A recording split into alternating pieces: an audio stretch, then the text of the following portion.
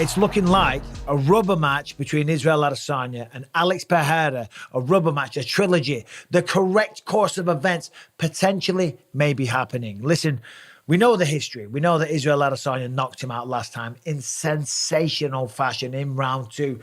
Woof, unleashed the bow and arrow on him several times, mocked his son, whatever you want to call it. Israel Adesanya went out there and got revenge on Alex Pereira, and he got the respect of the entire mixed martial arts community. Taking that fight, again, so quickly against a man that had beaten you 3 times and stopped you twice showed a tremendous amount of courage. And Izzy went out there, looked great in the first round, and as I say, in the second round, it almost mirrored the first MMA fight in the UFC.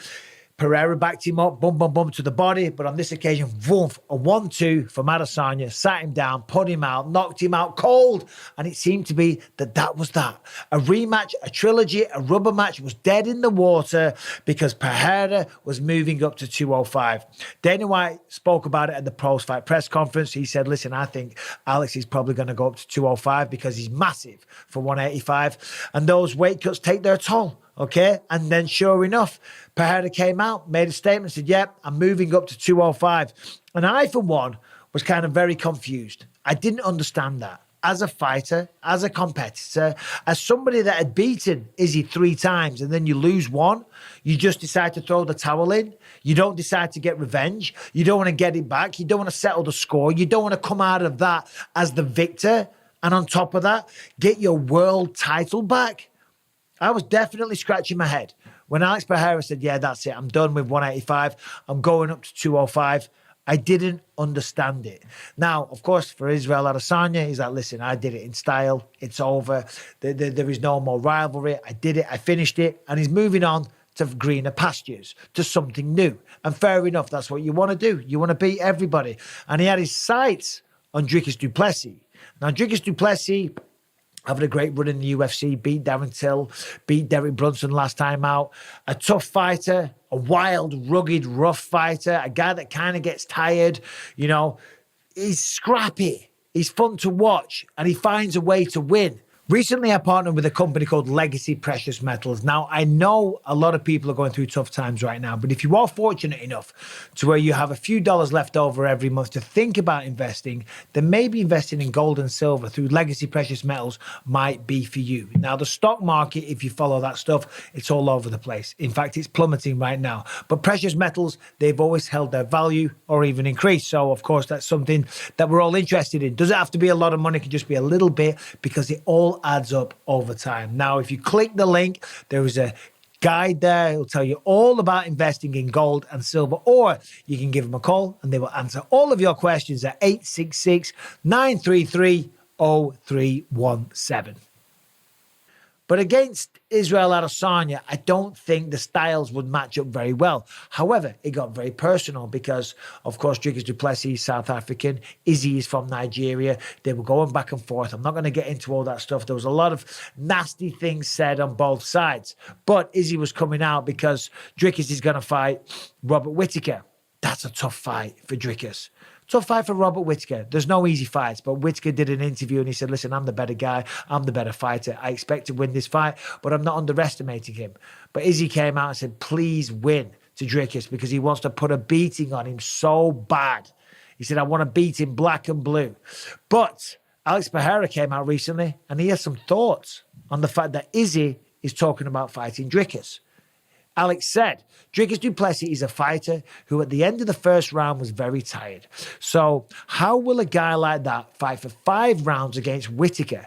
If he wins, it will be Adesanya next. I think it's impossible. Let's talk about it. Du Plessis wins against Whittaker. I think it will be a massacre. Adesanya knows it. He wants to make history. He wants an easy fight. So there it is. There's the initial little bit of shit talk from Pereira saying he wants an easy fight. They're going back and forth on Twitter. They're comparing their win streaks and all the rest of it. They're saying, you know, listen, it's not over till it's over. You know, 3-1. I'm clearly the better fighter, so on and so forth. Okay. Pereira came out and he said this. He said, in kickboxing, it's impossible now to be better than me. In MMA, it's 1-on-1. Be real with your fans and let's show the world who is the better fighter in mixed martial arts. Okay? And he's not stopping there. Paul Tampere is going on. Seems like Style Bender is promoting a third fight. I like this idea. Let's go UFC. And let's go indeed, because I want to see it. Both fights in MMA, in the UFC, were fantastic. Israel Adesanya being pushed to the limits. And even in that first fight where he lost, he was doing very well. It was two guys, almost a mirror image of each other. Yeah, Pereira's the bigger guy, but they're both tall, they're both long, they're both world-class kickboxers. They're both capable of putting on sensational fights, sensational finishes, and thrilling crowds. I loved the first fight. The end was a little bit shocking. I didn't expect that. And I expected, even though Izzy came back and was fighting him again, I thought that the writing was on the wall and perhaps Pereira was going to finish him once and for all and put a nail in the coffin of Izzy's middleweight title run. But we know that's not what happened, right? Izzy is some man. You cannot underestimate this guy. Came out, finished him in style, put him to sleep, and shot him with the bow and arrow. We know all that. But it's one-on-one. The natural flow of events, what needs to happen for both men, for both men's pride, for when it's all said and done, they need to have the final chapter. They need to fight it out one more time. And I don't think there's a fan on planet Earth of the UFC that doesn't want to see that fight. That last fight was amazing, okay? The excitement, I was on the end of my seat, and the finish from Izzy was something straight out of a movie. It was something straight out of an anime show that Izzy's into. Do you know what I mean? That was phenomenal. And the high stakes, the drama, the pressure, the storyline, and now they finished each other in the UFC. I mean, come on, take my money. All Pereira has to do is continue making noise, right? Izzy's a proud man. I don't think Izzy's ducking anyone. He wants to fight Dricus du Plessis because he said some things that offended him. He said, Dricus said that, listen, I'm the real African. You wake up in New Zealand. I'm the guy that wakes up in South Africa. I breathe African air. Of course, Izzy took offense to that. He didn't like that. And I get that. I understand it. So it's personal. But there's unsettled business. There's unfinished business. Them two have to have a third fight inside the UFC. And I think the pay-per-view numbers, if they did that, will be absolutely through the roof. And if Izzy doesn't do that, if he doesn't give him that third fight, there will always kind of be a narrative that he's ducking him, okay? That he knocked him out, he maybe got a fluke victory, and then doesn't want to do it again because he knows what happened. If you're Pereira, you've got the storyline all day. You say, listen, he just says what he says. It's 3-1. It's 3-1. How can you claim to be the better fighter when it's 3-1? That is simple math, okay? Simple as that. And he's got a point. He's got a point. The fight needs to happen. What do you think? Because Dricus du Plessis versus Robert Whittaker, I like Dricus du Plessis. I love the way he fights. I love the warrior mentality that he has. But I don't think he's going to get through Robert Whittaker. And if he does, just the style that he has, I think Izzy would pick him apart all day long. Izzy's a sniper, man. He's so technical and so fast. And we've seen the power.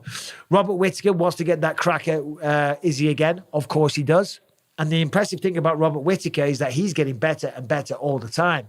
Look at him last time out against Marvin Vettori. That was just a masterclass. That was just phenomenal. And against someone like Marvin Vettori, that is not an easy thing to do.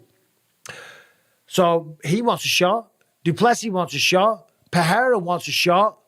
They all kind of deserve a shot in some way because Whittaker's right there. He's the next best fighter. Du Plessis on a great 5-fight win streak. Pereira has beaten him 3-1. They all deserve a fight. But who do you think should get it? Listen, it's not my company. I don't make those decisions. But if I was Dana White, I would make the rubber match because it needs to happen now. Because if one of them loses again, it's kind of over. I think that would do sensational business. And I, for one, as a fan, would love to see it. I love those first two fights. I want to see the rubber match. But what do you think? Let me know in your comments.